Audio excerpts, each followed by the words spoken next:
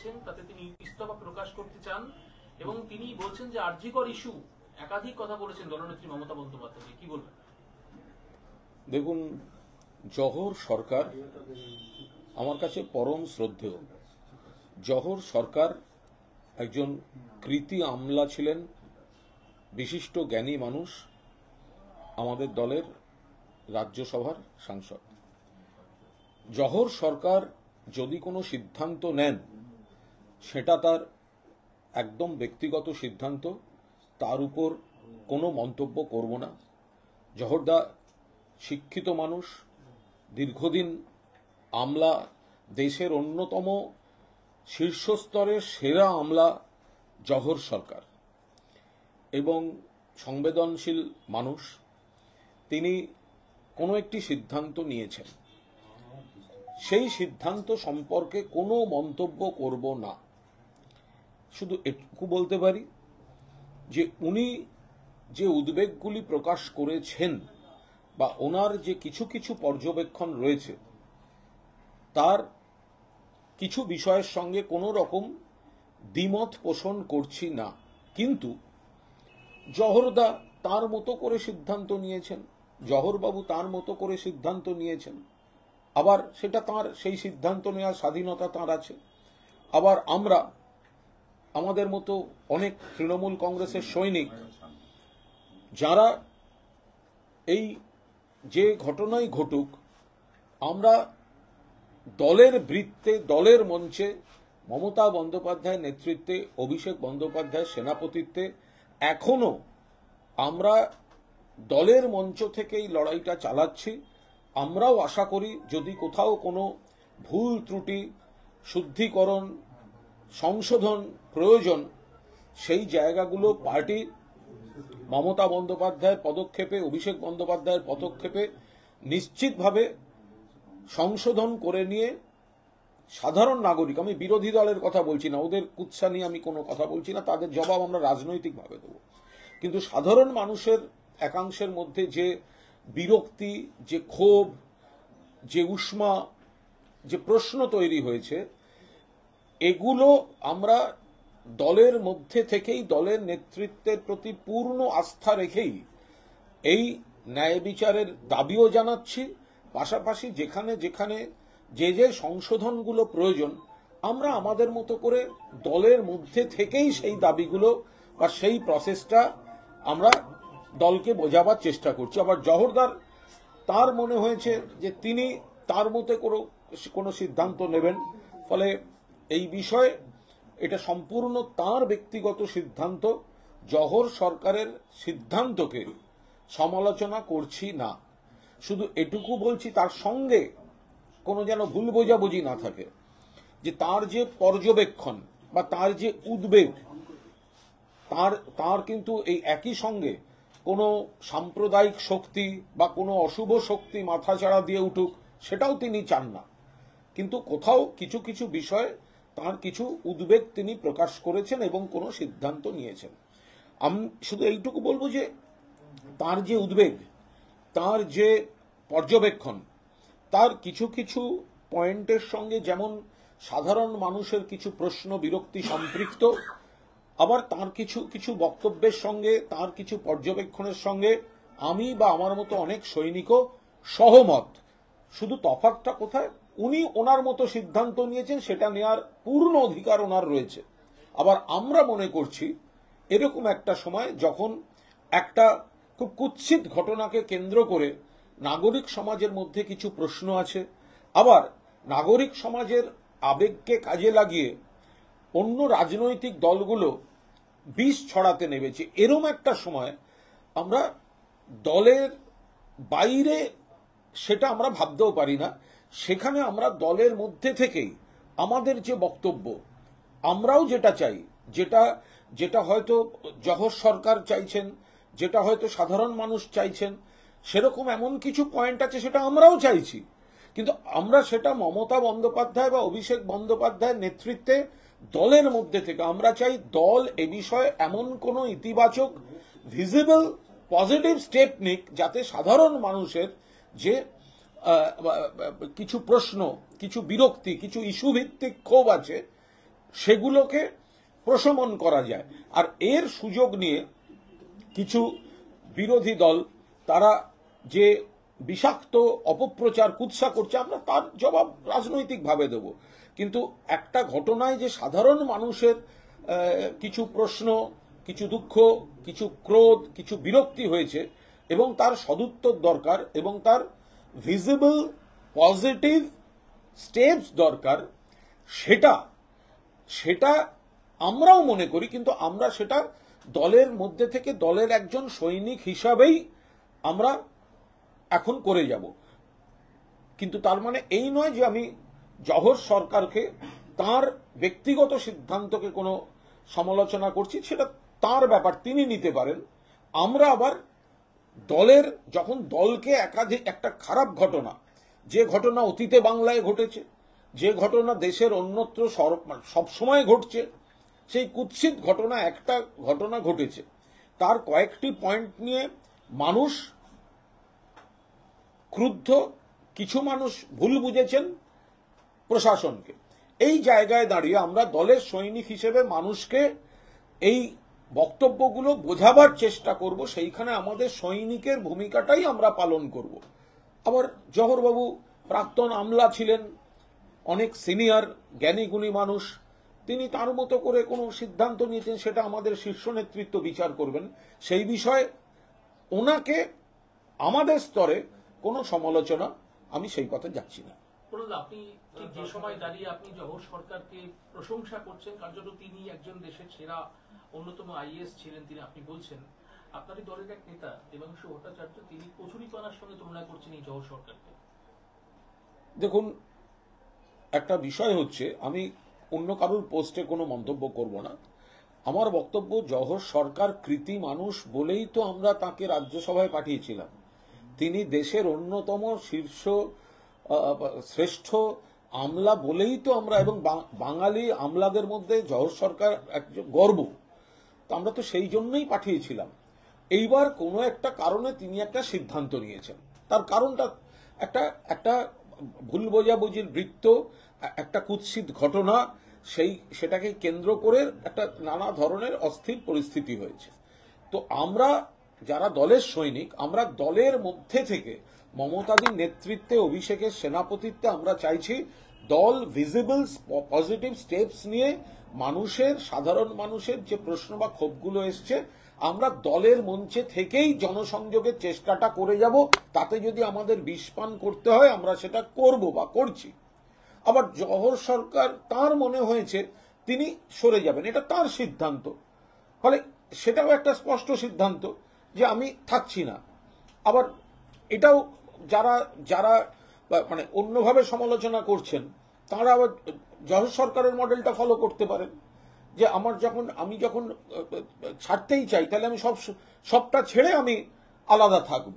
কিন্তু তিনি, আমার যেটুকু মনে হয়েছে, যে তিনি মমতা বন্দ্যোপাধ্যায়ের প্রতি তার ব্যক্তিগত যে শ্রদ্ধা, যে সম্পর্ক, সেটা কোথাও তিনি ছিন্ন করছেন না। এমনকি সাম্প্রদায়িক শক্তির বিরুদ্ধে, অশুভ শক্তির বিরুদ্ধে তার যে অবস্থান, সেই অবস্থান তার অটুট থাকছে। তিনি একটা ইস্যুভিত্তিক জায়গায়, তার কোথাও একটা এসে মনে হয়েছে তিনি এই জায়গাটা ছাড়বেন, এটা তার সিদ্ধান্ত। তার যে উদ্বেগ, তার যে চিন্তা, তার যে বক্তব্য, তার সঙ্গে অনেকাংশে আমি বা আমার মতো অনেক সৈনিক একমত। কিন্তু এই সৈনিকরা আবার দলের মঞ্চে দাঁড়িয়েই সাধারণ মানুষের প্রশ্নের নিরসন এবং বিরোধীদের চক্রান্তের বিরোধিতা, এটা মমতাদির নেতৃত্বে, অভিষেকের সেনাপতিত্বে আমরাও চাই দল এমন কিছু কড়া স্টেপ নিক, ভিজিবল পজিটিভ স্টেপস নিক।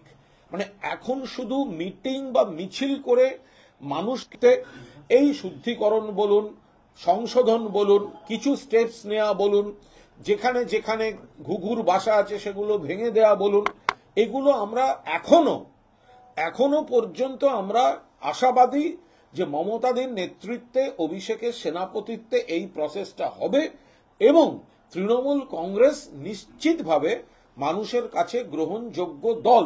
যদি আমরা কিছু কিছু পয়েন্টে মানুষের যে আবেগ বা অনুভূতি বা বিরক্তি বা প্রশ্ন, এগুলির সঙ্গে সম্পৃক্ত হয়ে আমাদের পরবর্তী পদক্ষেপ নিতে পারি। আমরা দলের মধ্যে থেকেই এই উদ্বেগের সঙ্গে এই সংশোধনগুলো চাইছি এবং দলের সৈনিক হিসাবেই পারফর্ম করছি এবং করব। কারণ বাকি বিরোধী শক্তিগুলো জনগণের শত্রু, তারা মানুষের আবেগকে কাজে লাগিয়ে বাংলাকে স্থায়ী অরাজকতার দিকে ঠেলে দেওয়ার চেষ্টা করছে।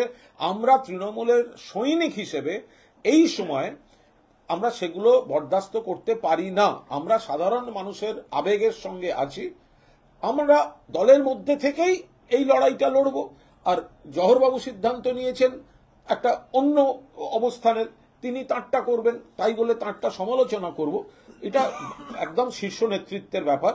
তিনি চিঠি দিয়েছেন শীর্ষ নেত্রীকে, ফলে এ বিষয়ে কোনো মন্তব্য করব না। ঠিক 7 দিন আগে কুণাল ঘোষ একটি এক্স হ্যান্ডেলে পোস্ট করলেন এবং তিনি বললেন যে প্রশাসনকে এমন কোনো কাজ করতে হবে যে দলকে বিচার চাই বলে রাস্তায় নামতে হবে। আজ মাননীয় নেত্রীকে জওহর সরকার একটি চিঠি লিখছেন, সেখানে লিখছেন যে রাজ্যে যে স্বতঃস্ফূর্ত আন্দোলন, যা সবকিছুই কিন্তু মূল কারণ কতিপয় পছন্দের আমলার এবং দুর্নীতিগ্রস্ত ব্যক্তিদের পেশি শক্তির আস্ফালন। আমি চিঠির কোনো বয়ান নিয়ে স্পেসিফিক্যালি কোনো বক্তব্য রাখছি না। আমি বলছি যে জওহর সরকার যে উদ্বেগ, যে বক্তব্য রেখেছেন তার অনেকাংশে সহমত। আমি কোন লাইনে সহমত, কোন শব্দে সহমত সেটা না, স্পিরিটটাতে সহমত। কিন্তু পথটা, তার পথ তিনি ঠিক করে নিয়েছেন, আমি কেন সমালোচনা করতে যাব? তার অধিকার আছে কোনো কিছু ছাড়বার, সেটা শীর্ষ নেতৃত্ব বুঝবেন, তার সঙ্গে কথা বলবেন কিনা, কিভাবে কথা বলবেন, বা তিনি কথা বলার অবস্থায় আছেন কিনা আমি বলতে পারবো না। কিন্তু আমি বলছি, আমি তাকে শ্রদ্ধা করি, তার সিদ্ধান্ত তিনি নিয়েছেন। আমাদের বক্তব্য হচ্ছে তার যে উদ্বেগ, তার সঙ্গে আমরা যারা তৃণমূল কংগ্রেসের সৈনিক আমরাও অনেকাংশে একমত।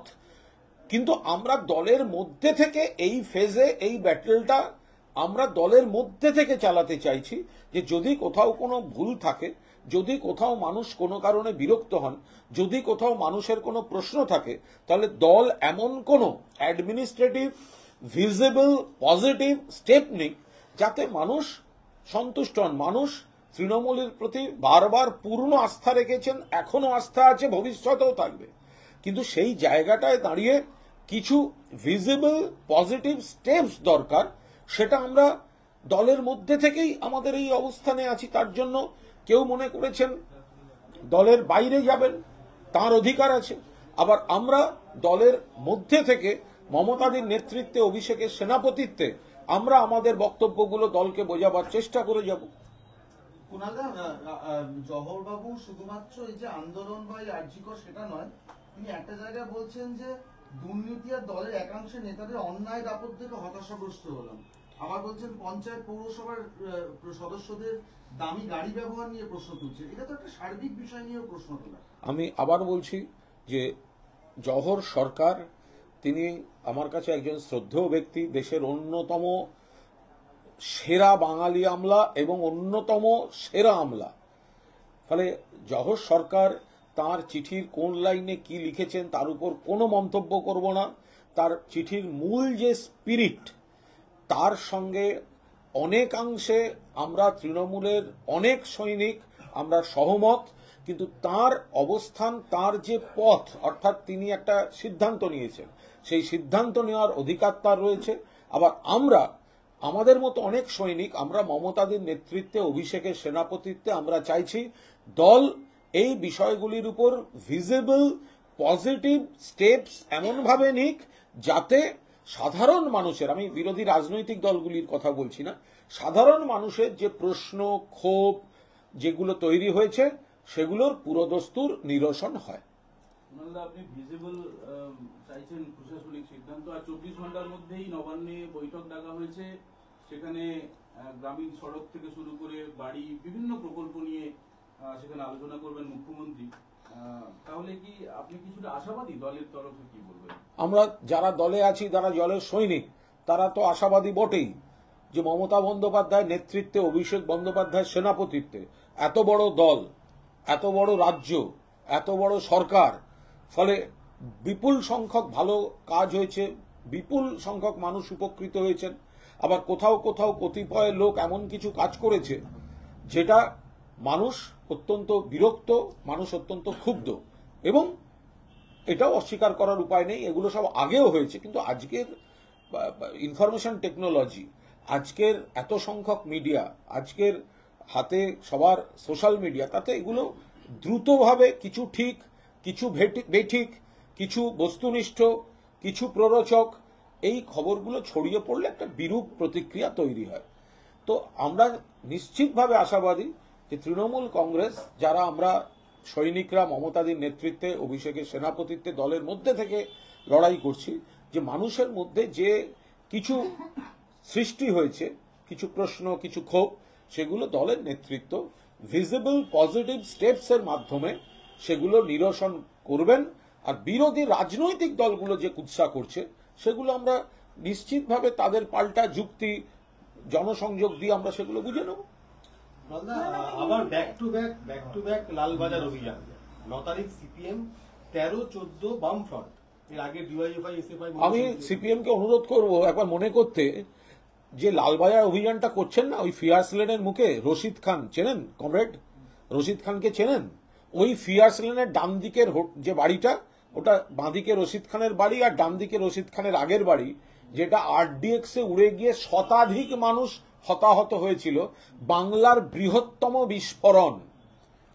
তো আপনাদের মুখ্যমন্ত্রী লালবাজার অভিযান করেছেন সে সময়, আপনাদের পুলিশ কমিশনার ইস্তফা দিয়েছিলেন সে সময়। কমরেডদের জিজ্ঞাসা করছি, সিপিএম কে জিজ্ঞাসা করছি, আপনারা কোন মুখে লালবাজার অভিযান করছেন? একজন নেতা নেত্রী ধরা পড়েছিলেন, আপনারা দল থেকে 6 জনকে সাসপেন্ড করেছিলেন রাজ্য স্তরের, রশিদের সঙ্গে, রশিদের 60 টাকায় চলে বলে, কিন্তু তাদের অ্যারেস্ট করেছিল আপনার পুলিশ? করেনি। আজকে ওখানে নাটক করছেন কেন? আজকে আরজিকর কাণ্ডে একজনও অ্যারেস্ট হয়ে থাকলে সেই অ্যারেস্টটা কলকাতা পুলিশ করেছে। আর যদি তদন্ত নিয়ে কোনো অভিযোগ থাকে, যান সিজিও অভিযান করুন, তদন্তটা করছে সিবিআই। তদন্ত কোর্টে চাওয়া হয়েছিল, কোর্ট বলেছে সিবিআই করবে। মামলা মনিটর করছে সুপ্রিম কোর্ট, আপনারা যাচ্ছেন লালবাজার, মানে কি? যদি আপনাদের পুলিশের বিরুদ্ধেও কোনো অভিযোগ থাকে, সিজিওতে গিয়ে বলুন, তদন্তটা তো সিবিআই এর হাতে। তো লালবাজার যাচ্ছেন কেন? কি কম্পিটিশন নাকি? আগে আয়নার সামনে দাঁড়ান। রশিদ খান যখন যেখানে কমরেড বিমান বোস, কমরেড মোহাম্মদ সেলিম, কমরেড সুজন চক্রবর্তীরা যেখানে দাঁড়াবেন, 90 সিপিএম এর কমরেডরা যেখানে দাঁড়িয়ে কবিতা এখানে বিষদগার করবেন, মনে রাখবেন বাঁদিকের বাড়িটা যেখানটা আপনাদের আটকানো হবে, বাঁদিকের লম্বা বাড়িটার নাম রশিদ খানের বাড়ি। আর ডান দিকে যে বাড়িটা ছিল এখন অন্য, ব্লাস্টে উড়ে গেল, রক্তাক্ত দেহের পর দেহ, আপনাদের জমানায় আরডিএক্স জঙ্গি আরডিএক্স বোঝাই বাড়ি উড়ে গেল, এবং পুলিশ কমিশনার সেদিন ইস্তফা দেননি। সেটা মনে রাখবেন কমরেড।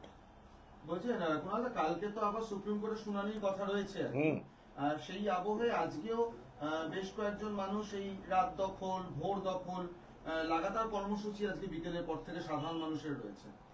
দেখুন, সাধারণ মানুষ যদি কোনো কর্মসূচি নেন, আমরা তাদের আবেগকে সম্মান করি, সমর্থন করি, আমরাও ন্যায় বিচার চাই। আমরা ডিমার্কেশন লাইন রেখেছি, সাধারণ মানুষ যেটা করবেন আমাদের সমর্থন আছে।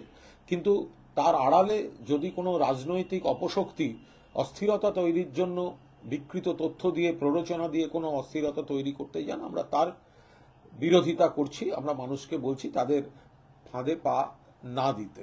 ফলে কাল সুপ্রিম কোর্ট আছে, তো বিষয়টা তো সুপ্রিম কোর্টে, ফলে নিশ্চয়ই এখানে কর্মসূচি করবার অধিকার যে কোনো কারুর আছে, তার কারণ এটা গণতান্ত্রিক রাজ্য।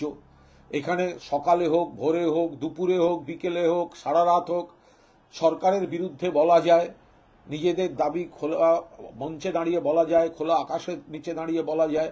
তার কারণ ভারতবর্ষের একমাত্র গণতান্ত্রিক রাজ্য হচ্ছে পশ্চিমবঙ্গ, এটা এখানে করা যায়। কিন্তু মামলাটা সুপ্রিম কোর্টে, ফলে আমরা সবাই চাইছি সেখানে সিবিআই দ্রুত কালকেই এই মামলার মূল মামলার দুর্নীতি নিয়ে যেটা হচ্ছে হোক, দুর্নীতি যারা করেছে যদি করে থাকে উচ্ছন্নে যাক, কিন্তু মূল মামলা ধর্ষণ এবং খুন সিবিআই কাল কোনো ধোঁয়াশা না রেখে আপডেট দিক, কিনারা করুক, সুপ্রিম কোর্টকে তাদের উপসংহার জানিয়ে দিক। বলছি কুণাল, আপনারা বলছেন আপনাদের একটা স্ট্যান্ড যে আন্দোলনকারীদের আবেগের পাশে আছেন। মালদার কিন্তু জেলা সভাপতি, সহসভাপতি এরা একেবারে সেই টাঙিয়ে দেওয়া, ফেলে পেটানো এই হুমকি কিন্তু এরপরেও দিচ্ছে। দেখুন, এত বড় দল বিচ্ছিন্নভাবে যদি কেউ কোনো আপত্তিকর মন্তব্য করেন, আমরা কোনো অবস্থায় অনুমোদন করি না। আমরা সতর্ক করেছি, আমাদের সর্বভারতীয় সাধারণ সম্পাদক খুব স্পষ্টভাবে আলাদা নির্দেশনামা জারি করে বলে দিয়েছেন। আমরা বারবার বলছি, তারপরেও যদি কেউ কিছু করেন আমরা কোনো অবস্থায় সমর্থন করার কোনো প্রশ্নই ওঠে না, অনুমোদন করে না এসব বক্তব্য। পাশাপাশি খেয়াল রাখতে হবে যে ওই সব এলাকায় অরাজনৈতিক জমায়েতের আড়ালে কোনো রাজনৈতিক শক্তি বা মুখ তারা এমন কোনো প্ররোচনা দিচ্ছেন কিনা যাতে পরিস্থিতিটা জটিল হতে পারে। তা সত্ত্বেও আমরা আমাদের কর্মীদের বলেছি কোনো প্ররোচনায় পা না দিতে, পুরোদস্তুর সংযম রাখতে। পুজো তো আর 1 মাস বাকি। মানে পুজো যেরকম আমরা দেখে অভ্যস্ত যে এই পুজো 1 মাস বাকি থাকলে মানুষের মধ্যে যেরকম ভাবে পুজো ব্যাপার চলে আসে, কেনাকাটা শুরু ইত্যাদি হয়, কিন্তু এই পুজোর মধ্যে বেশ কয়েকটি যারা আন্দোলন করছেন তারা বলছেন পুজোর সময় তো আন্দোলন তারা করবেন, বন্ধ থাকবে। দেখুন, পুজো একটা শুধু ধর্ম নয়, পুজোর ধর্মটা হচ্ছে ওই 4 দিনের বা 5 দিনের। উৎসবটা হয়তো 6 দিনের বা 7 দিনের, কিন্তু পুজোর অর্থনীতিটা কিন্তু কয়েক লাখ পরিবারের কাছে সারা বছরের আয়ের জায়গা। যারা পুজোর বিরুদ্ধে কথা বলছেন তারা কিন্তু গরিব মানুষের পেটে হাত দিচ্ছেন। পুজো অর্থনীতিটা একটা বাংলার বৃহত্তম অর্থনীতি। এখানে কুমোরটুলির মৃৎশিল্পী পরিবার থেকে শুরু করে, প্রতিমার যারা অঙ্গসজ্জা করেন তাদের পরিবার থেকে শুরু করে, যারা গয়নাকাটি তৈরি করেন, পুজো না গ্রাম থেকে যে ঢাকি ভাইরা সপরিবারে এসে 2 পয়সা রোজগার করেন, যারা পোস্ট দিচ্ছেন এবার ঢাক বাজাবেন না, তাদের বাড়ির ঠিকানাটা দিয়ে দিন না।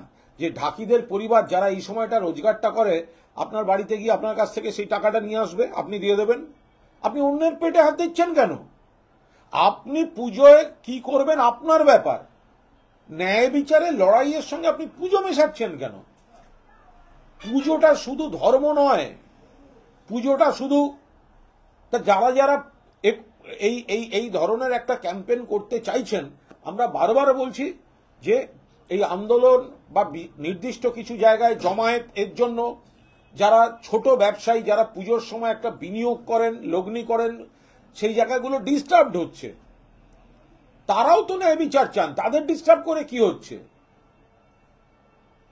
হাসপাতালে কর্মবিরতি চলছে, আরে যে রোগীটি হয়রানি হয়ে ফিরে যাচ্ছে বা মারা যাচ্ছে তার বাড়ির লোকেরাও তো ন্যায় বিচার চায়।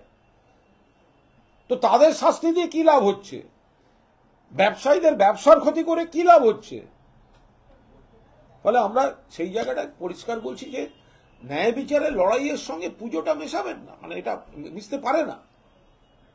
অমিত মালব্য আজকেও টুইট করেছেন, বলছেন মুখ্যমন্ত্রী এবং সিপির পদত্যাগ ছাড়া পরিস্থিতি শান্ত হবে না। অমিত মালব্যকে জিজ্ঞেস করুন যে তাদের রাজ্যে যে ঘটনাগুলো ঘটছে, উত্তরপ্রদেশে সর্বশেষ 2 বালিকার ক্ষতবিক্ষত দেহ গাছে ঝুলছিল, বদলাপুর থেকে শুরু করে উত্তরাখণ্ড, পরের পর আসাম থেকে শুরু করে একের পর এক ঘটনা ঘটে চলেছে।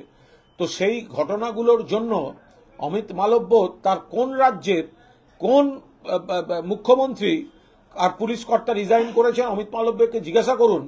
আমাদের সোনার মেয়ে সাক্ষী মালিকরা যখন ব্রিজভূষণের বিরুদ্ধে বিজেপি সাংসদ শ্লীলতাহানির অভিযোগ এনেছে, তখন ব্রিজভূষণকে কি ইস্তফা দেওয়ানো হয়েছিল? দেওয়ানো হয়নি। নাটক করতে আসছেন কেন অমিত মালব্য? অজিত চৌধুরী রাজ্য প্রশাসনকে গন্ডারের চামড়ার সঙ্গে তুলনা করেছেন সকালবেলা বাড়ি গিয়েছিল। ওটা হতাশা থেকে, কারণ যে একটা লোকসভা কেন্দ্রে এতবার জিতে আসার পর তৃতীয় হয় এবং তৃতীয় হওয়ার পরেও কথা বলেন, তাহলে এবার বুঝে নিন গন্ডার কোন দিকে আছে। রাজনৈতিক নয়, কিন্তু আপনি নিশ্চয়ই জানেন যে আমাদের এই রাজ্যে একজন পরিচালককে ডিরেক্টরস গিল্ড ব্যান করেছে একটি ঘটনার পরিপ্রেক্ষিতে। সেটা নিয়ে কোনো মন্তব্য করবেন? না, এটা সম্পূর্ণ তাদের ব্যাপার, যারা করেছেন তাদের ব্যাপার। তাদেরও নিশ্চিতভাবে যখন কোনো বিষয়ে সরকারকে দোষারোপ করতে নামবেন, পুলিশকে দোষারোপ করতে নামবেন, তখন আমার মনে হয় আয়নায় একটু মুখটা দেখে নেওয়া উচিত। এর বাইরে কোনো মন্তব্য করব না। অভিজ্ঞদের বিরুদ্ধে অভিযোগ লক্ষ লক্ষ টাকার বিনিময়ে শিক্ষকদের জানি না, বলতে পারবো না। যার যার কাছে অভিযোগ আছে তারা দয়া করে গিয়ে সিবিআই অফিস, সিজিও, সল্টলেকে গেলে দেখতে পাবেন, ওখানে জমা দিয়ে আসুন। হিন্দিতে জহর সরকারি আপনি যদি হিন্দি গান তাহলে একে ডেকে নে না, একবারে করে না, আমি বারবার বলতে পারবো না, আমি বেরোবো অলরেডি লেট।